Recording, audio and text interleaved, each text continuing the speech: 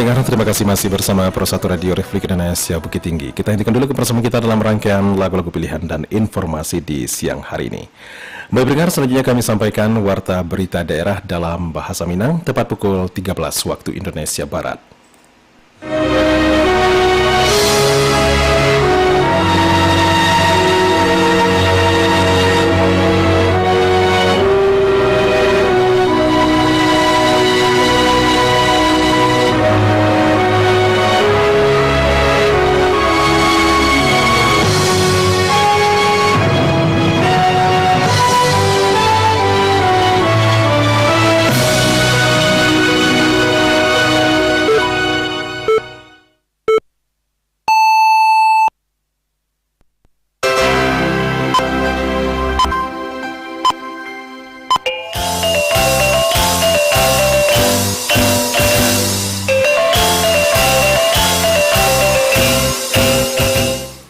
Selamat siang dan sanak pendengar Radio Republik Indonesia Bukit Tinggi, jauh berita daerah dalam bahasa Minang.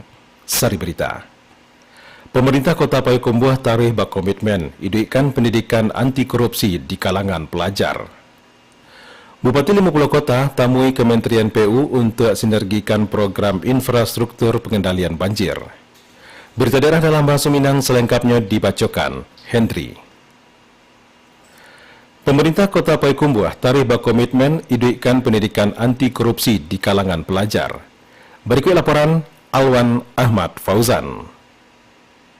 Pemerintah Kota Pemko Payakumbuh melalui Inspektorat Daerah tarwi berkomitmen untuk menggencarkan penyuluhan sosialisasi anti korupsi secara masif, khususnya di lingkungan pendidikan. Inspektur Kota Payakumbuh Andri Narwan Kapado RRI mengatakan, sebagai pemerintah daerah percontohan anti korupsi terbaik di Sumatera Barat, pihaknya alam menyisir hingga tingkatan sekolah nan paling rendah, seperti pendidikan dasar jauh menengah, agar mandapean penyuluhan anti korupsi sesuai dengan tumbuh kembang anak. Karena pendidikan di usia dini ini untuk mencegah korupsi itu lebih efektif lagi. Jadi kita berusaha bagaimana pendidikan anti korupsi ini dimulai dari usia yang dini. Menurut Andri Narwan, pentingnya perilaku anti korupsi mulai di bangku sekolah pendidikan dasar jauh menengah, sehingga dapat menjadi pondasi untuk membentengi diri siswa sekolah agar terhindar dari perilaku korupsi sejak dini. Harapan kita kalau seandainya nanti penerus-penerus kita ini sudah beranjak dewasa, nah ini mereka akan terbentengi dari tindakan-tindakan anti korupsi. Diketahui Kota Payakumbuh mengukir prestasi gemilang dengan meraih predikat sebagai kabupaten kota percontohan anti korupsi pada peringatan Hari Anti Korupsi Sedunia Hakordia 2020 ampe. Kota Payakumbuh terpilih sebagai percontohan kota anti korupsi berkat keberhasilannya memenuhi 6 komponen utama. Jo 9 balai indikator penilaian yang ditetapkan KPK.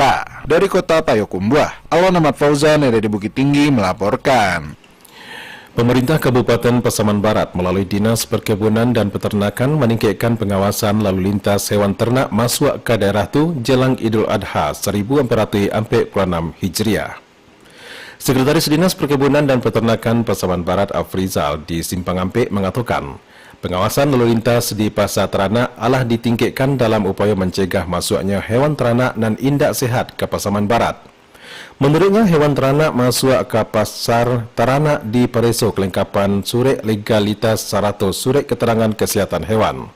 Afrizal menambahkan tujuan pengetatan pengawasan tersebut untuk mencegah penularan penyakit pada hewan kurban serupa antrak, penyakit mulut jauh kuku, juga lumpy skin disease atau penyakit kulit babenjol.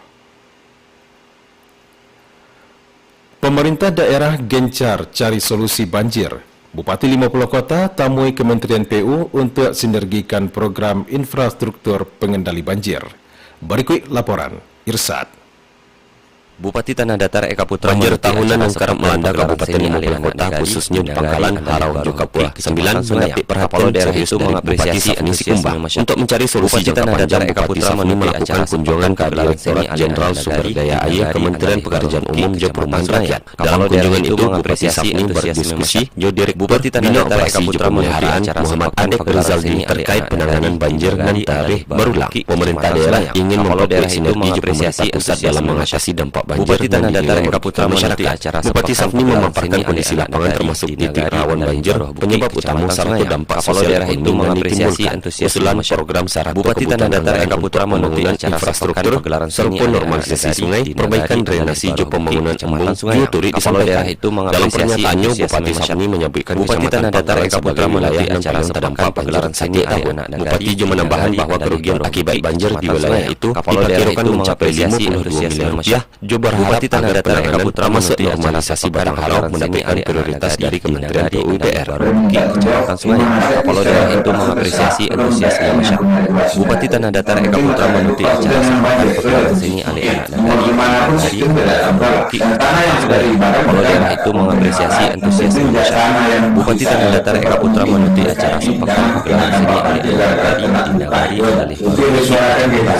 Kapolda daerah itu mengapresiasi pemerintah daerah menegaskan komitmen Bupati Tanah Datar Eka Putra menuntut acara dari ancaman banjir melalui kerjasama lintas sektor di dukungan anggaran dan memadai.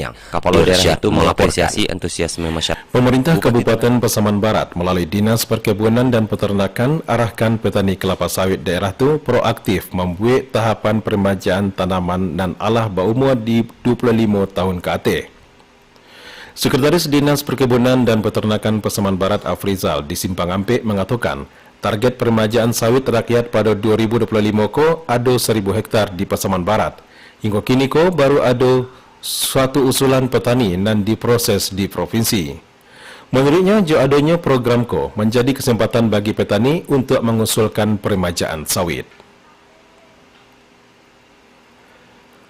Pemerintah Kota Bukit Tinggi saat ko sedang berupaya memperbaharui sistem pembayaran area parkir gedung Pasate agar lebih modern dan transparan jo sistem elektronik. Selengkapnya dilaporkan Yudi Prama Agustino.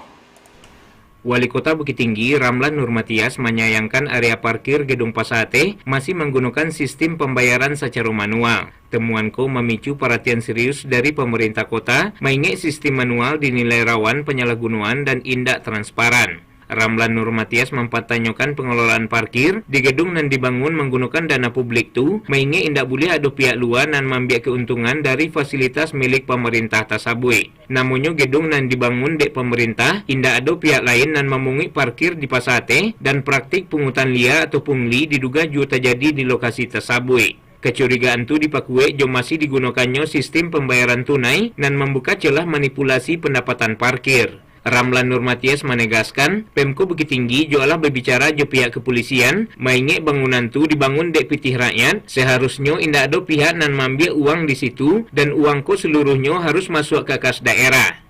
Saya ingatkan betul kepada Kadis, namanya gedung yang dibangun oleh pemerintah tidak ada pihak lain yang memungut parkir di pasar atas. Itu pungli nama. Saya sudah bicara dengan pihak kepolisian dan kejaksaan. Ini barang dibangun oleh orang rakyat, tidak ada pihak macam-macam yang akan mengambil uang di sini. Uang itu harus masuk kas daerah semua. Jadi tidak ada istilah parkir di sini 4 dan 5, tidak ada. Gedung ini parkirnya 24 jam.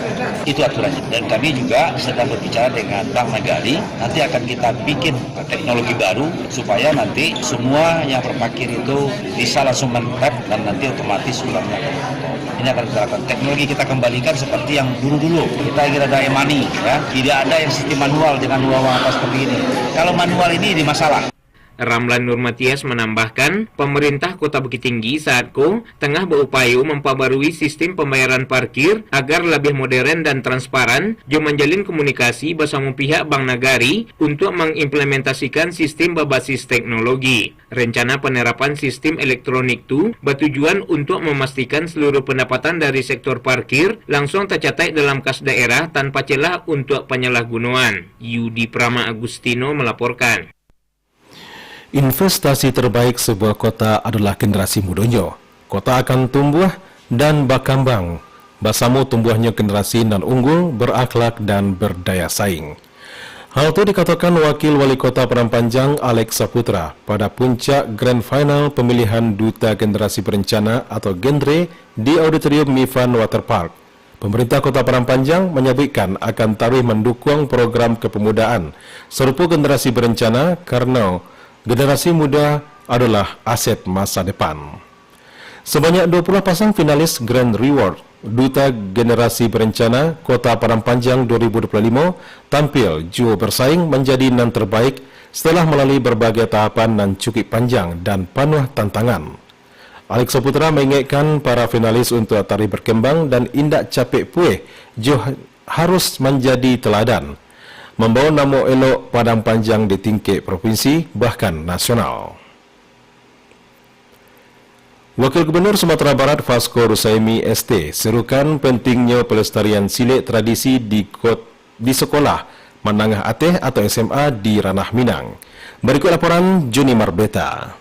Wakil Gubernur Provinsi Sumatera Barat Vasco Rusaimi ST menyoroti pentingnya perlu pelestarian budaya Minangkabau di tengah pesatnya perubahan zaman mempakui pendidikan budaya lokal. Salah satunya menyerukan melalui ekstrakurikuler silik tradisi bisa dikembangkan di setiap sekolah SMA berada di Ranah Minangko.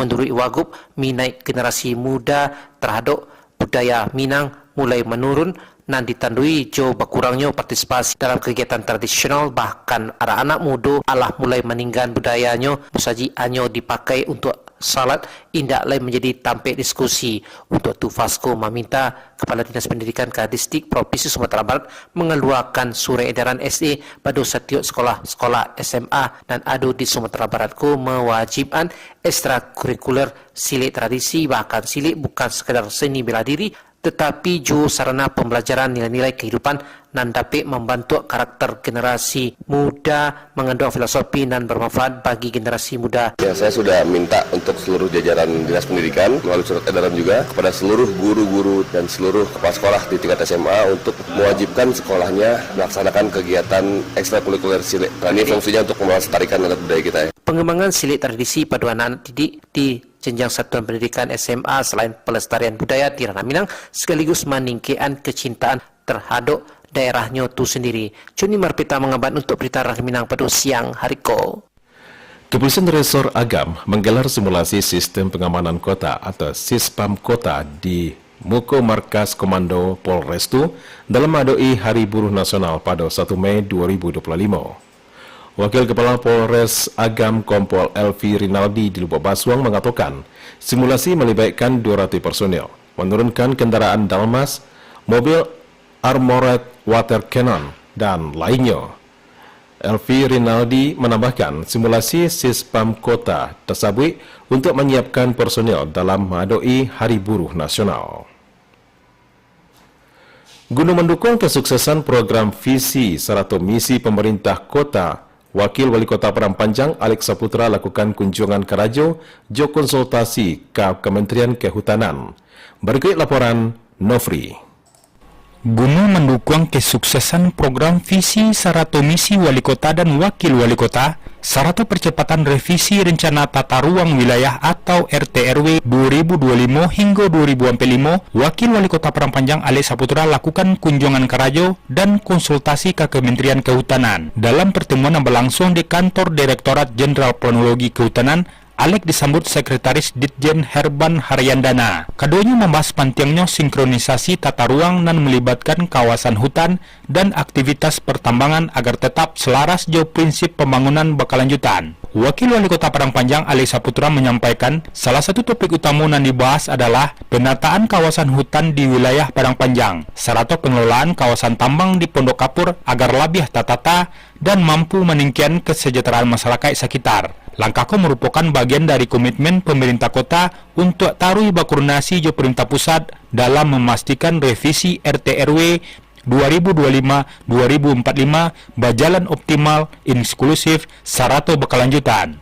Ini menyebutkan Pemko memastikan seluruh kegiatan pembangunan termasuk pemanfaatan kawasan tambang seperti Pondok Kapur tetap memperhatikan aspek ekologis dan sesuai kebijakan nasional. Wawako Alex mengungkapkan pihaknya memberikan perhatian khusus pada kawasan tambang kapur. Kawasan ko memiliki potensi ekonomi yang besar jika dikelola jobaya serata sesuai aturan, namun tetap harus memperhatikan kelestarian lingkungan. Ini selesai dari Kementerian Kehutanan dalam rangka berbicara tentang tata kelola Padang Panjang yang berbatasan dengan hutan lindung, bagaimana ini bisa termanfaatkan, sehingga ada beberapa kesepakatan dan oleh-oleh untuk Padang Panjang, insya Allah tanah hutan lindung itu bisa dimanfaatkan, tergantung mekanismenya bagaimana cara pengelolaannya sehingga kita sama-sama menjaga alam. Itu boleh aktivitas, nanti bagaimana kami dari pemerintah lagi sudah mencarikan solusi. Juru dukungan salah satu arahan dari Kemenhub, Alek berharap penataan kawasan ko dapat memberikan dampak positif secara ekologis serta ekonomi, sekaligus mendukung arah pembangunan jangka panjang kota Padang Panjang.